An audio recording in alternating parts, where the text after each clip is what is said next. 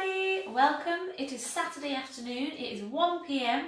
and we are going to make loukoumades donuts. I figured out how to pronounce it. It's not loukoumades, it's loukoumades, which are a Greek donut. So from now on, I'm not going to embarrass myself and try and say that word again. I'm just going to say Greek donuts because that's much easier. How are we all? Hope you're well. I have to apologise for yesterday's caramel upside down cake recipe. I really was not expecting it to turn into quite such a disaster, and it did occur to me afterwards that you may have wanted to try and make that recipe and, well, it was a disaster. So if you would actually like to learn how to make a proper apple upside down cake, I am more than happy to do another video with a slightly adjusted recipe in the hope that it will work and the kitchen won't burn down and we won't end up with apple pudding rather than apple cake. But having said that, the one thing that is absolutely wonderful about that recipe, I don't like redoing them because I don't like to waste the cake. We still had ours and we still ate ours and it was delicious. In fact, we cut slices, put it back in the oven for 10 minutes, then had it with caramel sauce and ice cream. But it was definitely more like a syrup pudding than a cake. Rather dense, rather heavy. But less about that, more about today's recipe. We are making Greek donuts. Now these donuts are brilliant because you don't need bread flour for them.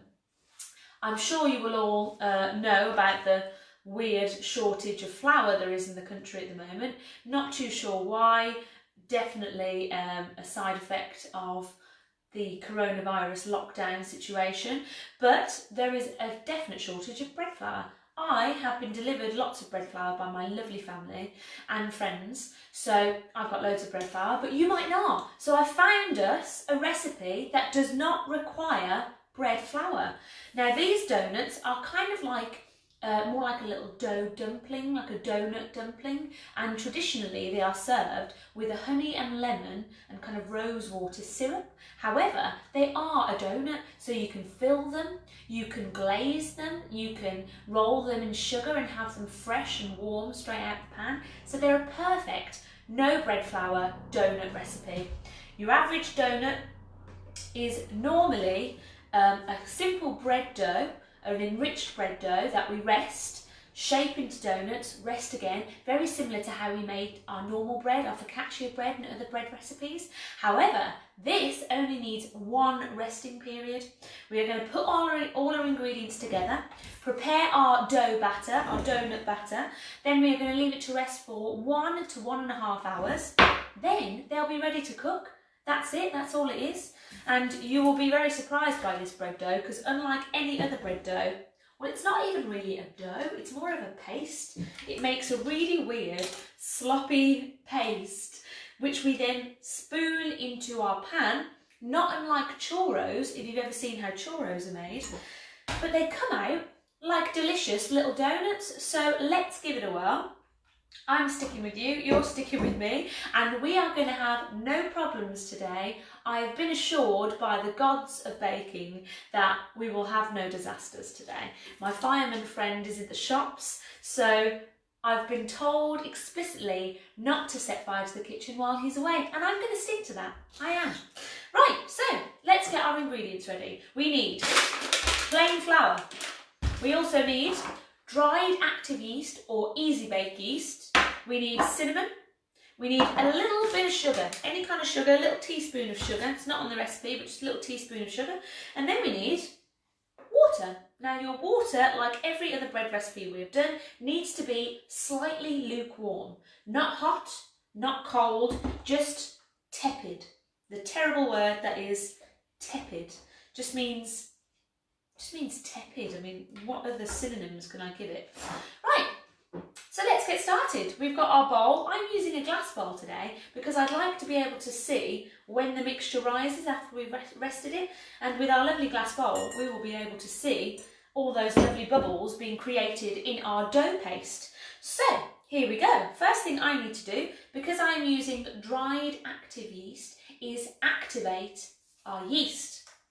If you are using easy bake yeast or fast action yeast, you do not need to do this, so you can skip this step. If you're using dried active yeast only, we need to reactivate it. So I'm going to put I'll put my water in first, that's always better. So in this recipe, we need a total of 250 mils of water. So as always, we want to keep our percentages of dried flours to liquids and waters exactly precise. So I don't want to add any extra water to activate my yeast. I'm going to use a portion of water from the recipe to activate the yeast. So here we go. 100 mils of our tepid water going into a little jug. 100 mils. I've just gone a bit over, and I want to be really precise with this because let's face it, I'm not exactly the best of bakers sometimes. So let's be precise with our measurements, people, and everything will be okay. 100 mils of water, and into that I'm going to put a teaspoon of sugar. Doesn't need to be a lot, doesn't need to be a heaped teaspoon, literally just a little teaspoon of sugar, and all this is going to do is help to activate our yeast. So I'm going to stir in a teaspoon of sugar into our tepid water. I'm not saying that anymore, it's terrible. And we want 7 grams of our dried active yeast.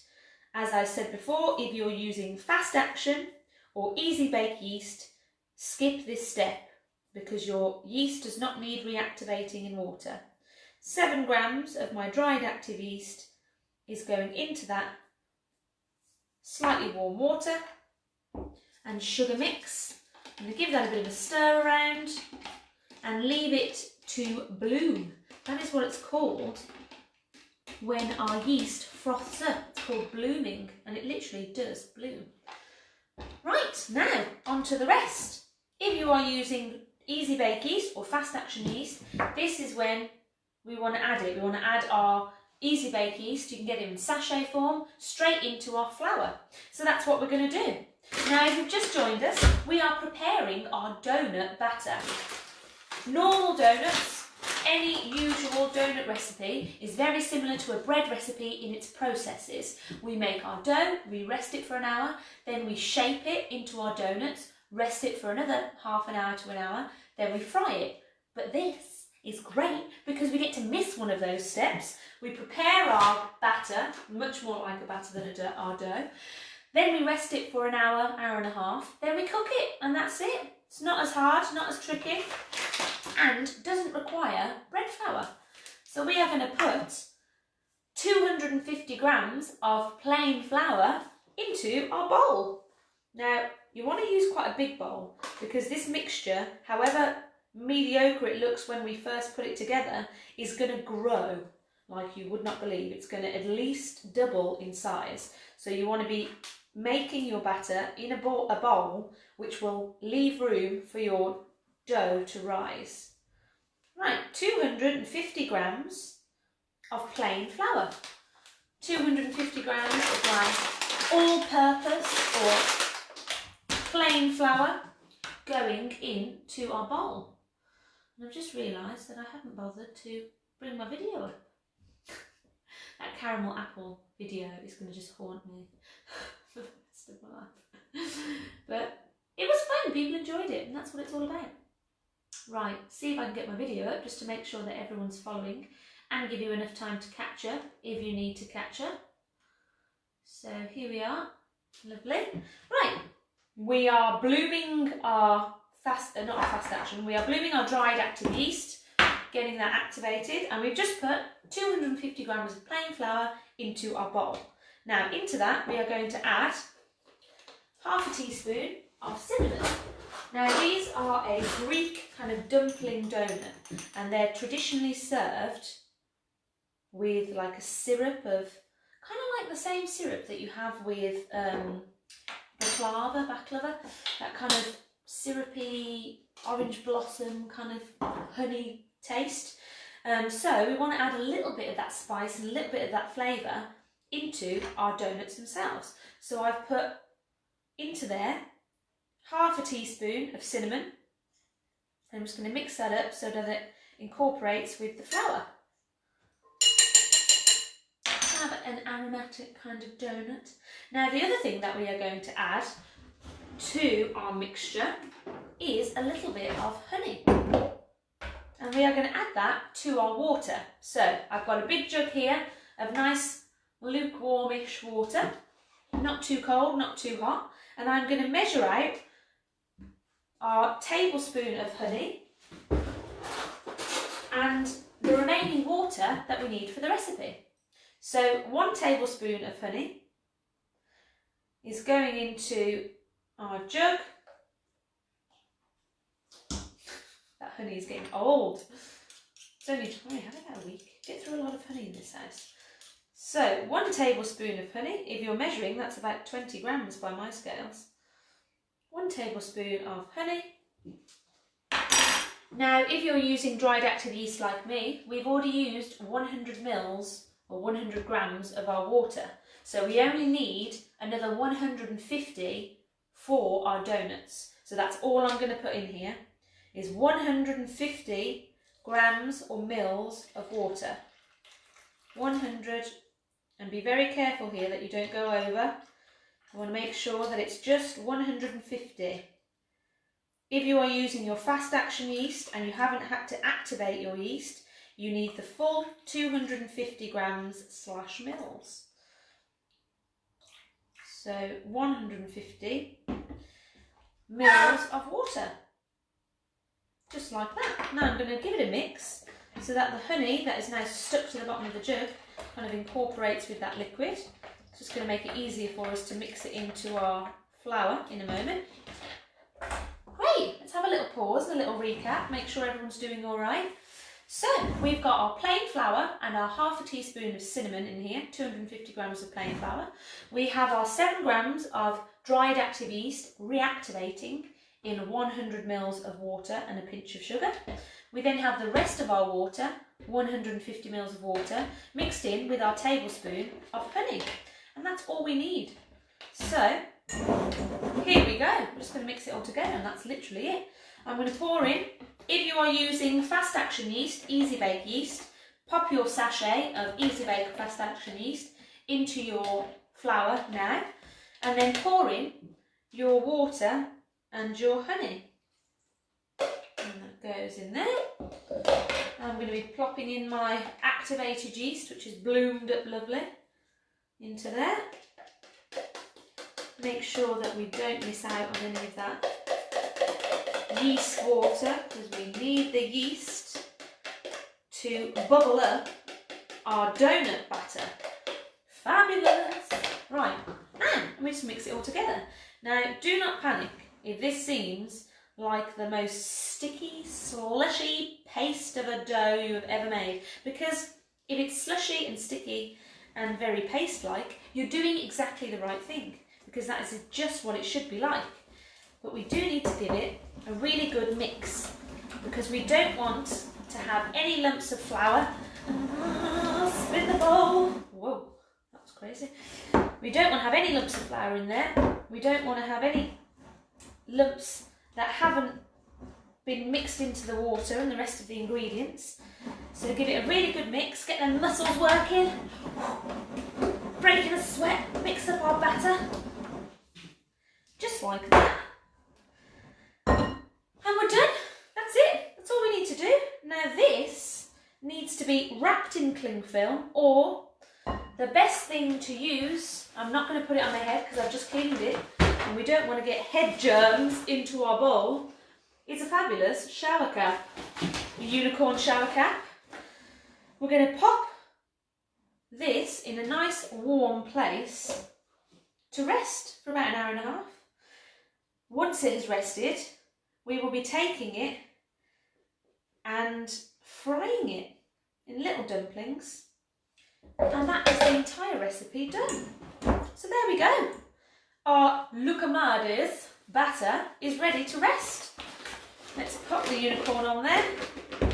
All you want is a nice tight seal around the bowl, plenty of room for it to rise, and we've used a glass bowl so we can see on there. Oh, in fact, here's a good trick. If you are using a glass bowl, I've got a felt pen here, and I'm going to mark along the side of my bowl exactly where the dough comes up to, because then when we take it out, we'll be able to see just how much it has grown. And I'm going to show you that. See, I've drawn a line along where the batter comes up to, then when we take it out in about an hour and a half, we will see that that dough has risen up to twice, maybe more, twice its size. And this is the magic of baking bread and baking donuts and things. Didn't even need to use bread flour. So there you go.